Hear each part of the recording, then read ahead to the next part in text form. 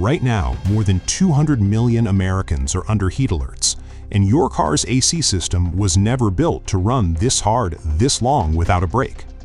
If you're driving a used car right now, you've probably noticed something off. The AC takes longer to get cold, it cycles louder than it used to. Maybe it blows cold at idle but warm on the highway, or the other way around. You've told yourself it's just the heat, and partly you're right, but not in the way you think. This isn't your AC struggling against 100-degree air. It's your AC running near constantly for weeks straight with almost no downtime to cool its own components. There's a specific part inside that system quietly taking the worst of it, and once it fails, you're not looking at a recharge, you're looking at a repair bill that scales fast. Most people assume AC problems are a summer inconvenience, something you fix once and forget. The real pattern looks different. J.D. Power's dependability research tracks climate system performance as one of 9 major problem categories across every vehicle in the study, and it's consistently one of the categories where issues show up hardest in vehicles 3 years and older, right in the window where a lot of you are shopping. Here's the mechanism in plain terms. Your AC compressor is a mechanical pump. It's designed around expected duty cycles, periods of running, then periods of rest, where heat generated by the pump itself has time to dissipate. A heat dome like the one currently sitting over the US doesn't give it that rest. Ambient engine bay temperatures climb, the compressor runs longer per cycle to compensate, and the refrigerant oil that lubricates it thins out faster under sustained heat. That's when you start hearing compressor clutch noise or losing cooling at idle first, since idle is when airflow over the condenser is weakest. I want to be upfront, exact failure rate data specific to this heat event doesn't exist yet. That's unverified since it's still ongoing.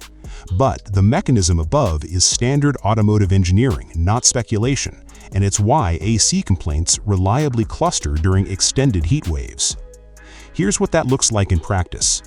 Say you're driving a used car with 70,000 plus miles, and the AC clutch, the part that engages the compressor, starts slipping under this kind of sustained heat load. At first, it's intermittent, cold air, then warm, then cold again. Most owners ignore it because it's not consistent enough to feel urgent. But a slipping clutch generates metal debris, and that debris circulates through the refrigerant lines.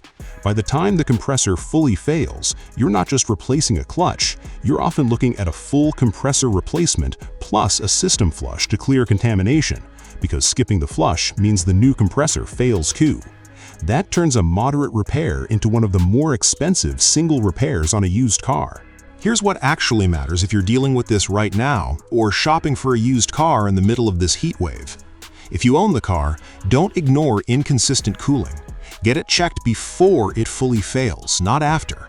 A mechanic can test refrigerant pressure and listen for clutch noise in under 20 minutes. It's a cheap diagnostic that can catch this before you're paying for a full system replacement. If you're buying used, test the AC properly before you commit.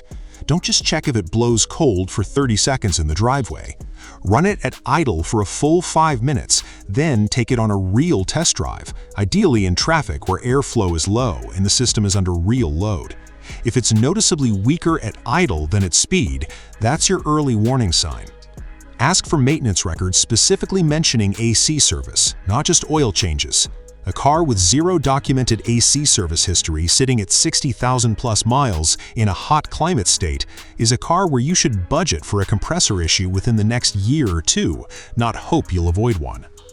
And if you're in a state that's currently under one of these heat alerts, know that any AC weakness you're noticing right now is happening under worst-case conditions, meaning it will likely get worse, not better, once the heat breaks and the system gets a rest it hasn't had in weeks. So that odd noise, that inconsistent cooling, it's not random, and it's not just the heat in the way you assumed. It's a mechanical system running past its intended duty cycle, and this heat dome is accelerating wear that would normally take years to show up. The verdict? Don't wait this one out. If your AC is acting up right now, get it inspected this week, not next month. Waiting through the rest of this heat wave is exactly how a $150 fix turns into a $900 one. This heat dome will eventually break. Your AC compressor won't unwear itself when it does. The damage happening this week is the bill you'll get in September.